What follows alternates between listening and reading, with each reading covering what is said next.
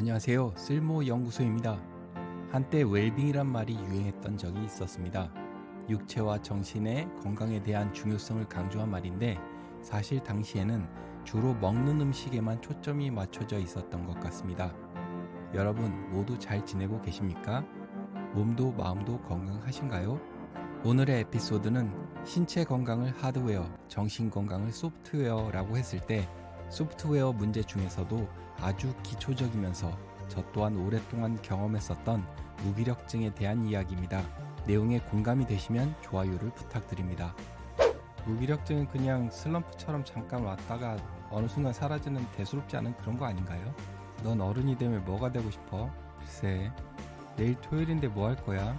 글쎄 그냥 넷플릭스에서 미드나 정주행할까 생각 중인데 뭐 하고 싶은 게 꼭 있어야 돼? 점심 중국 음식 주문할 건데 뭘로 할래? 짜장? 짬뽕? 그냥 아무거나. 무기력증은 일상에서 큰 문제를 일으키지 않습니다. 그래서 주변 사람들에게는 자신의 생각을 주장하지 않는 조금 우유부단한 사람으로 비춰지는 정도입니다. 아무거나를 선택하는 것은 만사를 귀찮아하는 성격의 한 유형일까요? 아니면 무기력증이라는 하나의 병일까요? 무엇보다 누구나 경험할 수도 있는데 무기력증을 질병이라고 보는 것이 맞을까요? 제가 오래전에 가보았던 어느 맥주가게에서는 안주 메뉴 중에 아무거나라는 메뉴도 있었던 기억이 납니다. 스스로에게 질문을 해보세요. 그냥 아무거나라고 말하는 나는 선호나 기호가 없는 사람일까요? 그냥 만사가 귀찮아서 그러신 거라고요? 지난달이나 작년에는 호불호가 분명하셨었나요? 자신의 타고난 성격이 그러하다면 앞으로도 그냥 생긴 대로 살아가야 할 수도 있습니다. 사람은 좀처럼 변하지 않는다고 하니까요. 하지만 이게 성격이 아니라 하나의 질병이고 약간의 주의와 노력으로 개선이나 완치가 가능하다면 고치는 것이 낫지 않을까요? 그건 그렇다 치고 나에게 무기력증이 대체 왜 생겼을까요? 근본적인 원인을 알아야 해결 방법도 찾을 수 있을 테니까요. 조선시대 배경으로 한 사극 많이 보시죠? 잠시 함께 상상을 해보겠습니다. 여러분은 조선시대 어느 양반댁의 머슴입니다. 이왕 상상할 거면 왕을 상상해야 하지 않느냐고요? 네, 그것도 좋지만 지금은 잠시 자유가 없는 신분인 머슴을 상상해 보겠습니다. 마님이 시켜서 동갑내기인 도련님이 다니는 서당까지 서당 셔틀을 몇 년 동안 하게 되었는데 총명한 여러분은 어깨너머로 그를 깨우쳤습니다. 심지어 정규 과정을 수강한 도련님보다 실력이 더 좋아요. 과거 시험을 볼 수 있나요? 네, 신분 때문에 응시조차 할 수 없습니다. 여러분은 동네에서 가장 예쁜 꽃분이를 마음에 두고 있습니다. 박대감댁 노비인 꽃분이와 맺어질 수 있을까요? 상전들끼리 협상을 통해 가능할지 모르겠으나 과연 그들이 날 위해 꽃분이를 스카우트해 줄까요? 머슴으로서 해야 할 노동은 매일 차고 넘칩니다. 그러나 일이 고되더라도 징징거리면 안 됩니다. 왜냐하면 어차피 내일도 힘들 테니까요. 사실 출세는 천민이 아니라 서울 출신이라도 불가능했었으니 그렇다 치고 결혼도 그렇다 치고 면천은 할 수 있었을까요? 거의 불가능에 가까운 희망이죠. 세경이라고 불리던 급여를 가을 거지를 할 때 현물로 받았다고 합니다만 세경을 모아서 자신의 신부를 속량할 정도는 안 주었을 겁니다.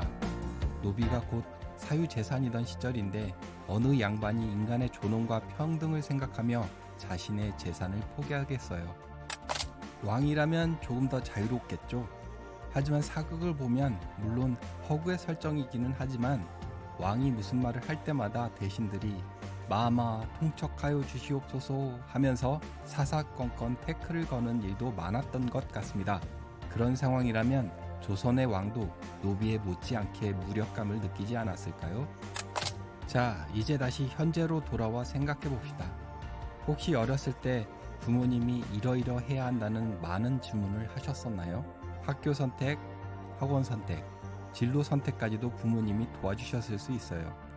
인생의 통찰력을 가진 부모님이 삶의 방향을 안내해주고 있으므로 고민하지 않고 그냥 따라가면 돼서 편한 부분도 있었을 수 있습니다. 마치 패키지 해외여행처럼 가이드만 따라가면 여행 일정이 채워지니까요. 하지만 세상엔 공짜가 없어서 부모님의 요구사항이 때로 스트레스로 작용했을 수 있습니다. 그런데 그런 삶에 익숙해지면 10대에도 20대에도 이런 질문을 반복하게 될지 모릅니다. 엄마, 근데 나 이제 뭐 해야 해? 자, 이번엔 정반대의 상황입니다. 완전 노화 기르는 방목형 육아입니다. 숨통이 막힐 것 같은 앞의 상황보다는 훨씬 낫다고요? 어떤 면에서는 맞는 말씀입니다. 아무런 통제도 없지만 대신 아무런 가이드라인도 없습니다. 성적이 올라도 칭찬받지 못하고 성적이 떨어져도 혼나지 않습니다. 간단히 말해 부모님이 나에 대해 관심과 사랑이 없습니다. 살아오는 동안 굉장히 많은 실패를 경험하거나 목표로 하던 시험에 떨어졌거나 투자에 크게 실패했거나 원하지 않은 이별을 경험했거나 보다 장기적으로는 어렸을 때부터 외로운 환경 속에서 자란 경우에는 어떨까요? 다양한 이유로 조선시대의 왕과 그 시절의 노비도 그리고 현재의 나도 모두 무기력증을 경험할 수 있습니다.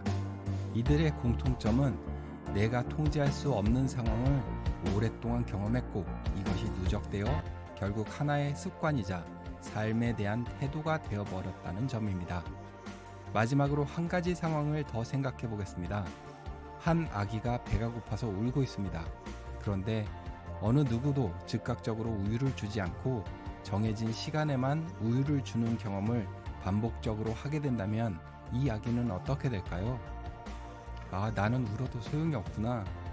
깊은 무력감과 함께 무언가 아기답지 않은 생각을 하게 되지 않을까요? 이렇듯 무기력증은 언제부터 시작되었는지 정확한 원인이 무엇인지 본인도 모를 수 있습니다. 원인이 복합적이라면 더더욱 그렇습니다. 무기력증은 lethargy라고 합니다. 조금 다른 표현으로는 무력감이 있는데 무력감은 helplessness라고 합니다. helpless는 전혀 도움을 받을 수 없는 상태를 말합니다. 여러분의 무기력증의 원인이 앞서 말씀드린 예시와 다를 수 있습니다. 각자 처한 상황과 입장이 모두 다르니까요. 하지만 현재 무기력증이나 무력감을 느끼고 계시다면 지금 인생이 자율주행 중이라고 할 수 있습니다. 현재 학교를 다니거나 직장을 다니고 있는 중이라고 하더라도 마찬가지입니다. 나는 비행기를 타고 있고 어딘가 가고 있는 것은 분명한데 정작 비행기 안에 나는 어디로 가고 있는지 모르는 상태입니다. 오토파일럿으로 비행 중이라서 착륙을 해봐야 비로소 어디인지 알 수 있는 것이죠. 그렇게 본다면 현재의 나는 길을 잃은 사람이라고 할 수 있습니다. 폴 발레리라는 프랑스 시인이 남긴 말을 생각해 봅시다. 생각하는 대로 살지 않으면 사는 대로 생각하게 된다. 이해를 돕기 위해 이 문장의 단어를 조금 바꿔보겠습니다. 내가 목적지를 정하고 이동하지 않으면 현재 위치가 목적지가 된다. 이 말에 공감해서 내가 실천하기로 마음을 먹었다면 내가 목적지를 향해 가기 위해서 제일 먼저 해야 할 일이 무엇일까요? 내가 가고 싶은 목적지나 내가 이루고 싶은 목표를 정해야겠죠? 하지만 현재 무기력을 겪고 계신 분은 목표 세우기가 불가능합니다. 그게 가능했다면 중국 음식 점심 메뉴 고르는 일 정도는 쉽게 선택할 수 있었을 겁니다. 무기력을 겪고 계신 분은 그보다 먼저 해야 할 일이 있습니다. 내가 현재 어디에 있는지 알아야 합니다. 현재의 위치를 알아야 목적지까지의 거리와 소요 시간을 알 수 있습니다. 나의 현재 위치를 확인하는 방법은 무기력한 내가, 통제할 수 있는 것이 아무것도 없는 내가, 심지어 하고 싶은 일도 없는 내가 내 인생의 지도상의 나의 위치와 동기화하는 것입니다. 작은 노트를 하나 마련하세요. 그리고 거기에 매일 일기처럼 오늘 있었던 일들을 기록해 보세요. 대단한 일이 아니어도 괜찮습니다. 빨래 돌리기, 이불 개기, 방 청소하기 같은 하찮고 간단한 일도 기록해 보세요. 그걸 하는데 시간을 썼으니까요. 그렇게 일주일, 2주일, 한 달, 2달 멈추지 마시고 매일의 일상을 기록하세요. 오늘 무엇을 하셨는지 적는 겁니다.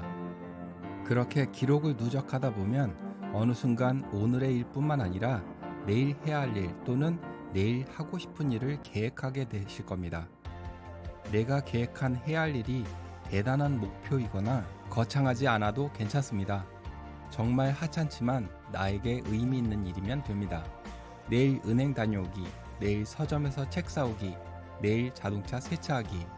그렇게 오늘의 일과 내일의 계획을 기록해 보세요. 아마 내일의 계획은 대부분 성공적으로 실행될 겁니다. 왜냐하면 애초부터 아주 작고 하찮은 목표들이었으니까요. 아주 작은 성공들입니다. 그렇게 작은 성공의 경험들이 누적되면 어느 순간 내 인생을 자율주행에 맡기는 것이 아니라 중국 음식 주문에서도 아무거나를 말하는 대신 오늘 먹고 싶은 메뉴를 말씀하시게 될 겁니다. 그리고 그런 과정들을 지나시면 조금 더 큰 목표를 세우게 되실 겁니다. 그리고 그 기록하는 습관을 이어가시다 보면 기록을 빠뜨린 날과 기록을 남긴 날의 생산성이 확연하게 차이가 남을 알게 되실 겁니다. 혹여 지금 겪고 계신 무력감의 원인이 반복된 실패로 인해 생겼다면 앞으로 살아갈 남은 시간 속에서도 또다시 실패를 경험하실 수도 있습니다. 하지만 그럼에도 불구하고 이에 대해 기록하고 또 다른 내일의 도전을 계획하는 것은 오늘의 실패를 복귀하고 내일의 개선을 모색할 수 있는 여전히 의미 있는 삶의 태도입니다. 질병의 발생에도 인과관계가 성립됩니다. 그럴 만한 원인이 있어서 이러한 결과가 생겨났고 다른 결과를 얻기 위해서는 원인을 제거하거나 원인이 되었던 환경을 바꿔야 합니다. 무기력증과 무력감이 일상생활에 문제를 일으키지 않는다고 해서 대수롭지 않은 소프트웨어 문제로 생각할 일이 아닙니다. 인생은 자신에게 주어진 시간이라고 할 수 있습니다. 그리고 그것에 대한 결정권은 타인이 가져서도 안 되고 내가 수수방관해서도 안 되며 자신이 모든 시간 사용에 대한 통제권을 가져야 합니다. 무기력증을 얼마 동안 겪고 계셨었나요? 일주일 정도라면 괜찮습니다. 그런데 그 기간이 길어져서 1년이 되어버렸다면요? 10년 동안이라면요? 분명 엊그제까지 20대였는데 정신이 번쩍 들어 거울을 보니 30대라면요? 내가 가진 자원 중에서 가장 중요한 것은 시간입니다. 그런데 무기력증은 나에게 주어진 시간을 내가 원하는 대로 쓰는 것이 아니라 그냥 흘려보내게 만들어버립니다. 즉, 무기력증은 내 인생에서 시간을 잃어버리게 만드는 굉장히 심각한 질병입니다.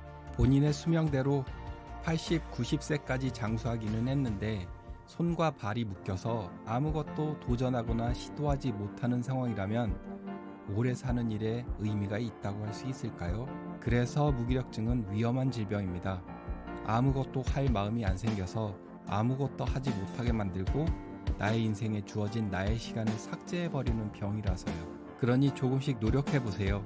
그렇게 시간에 대한 통제권을 갖고 내 인생의 시간을 되찾으시고 그 시간을 나를 위해서 사용하세요.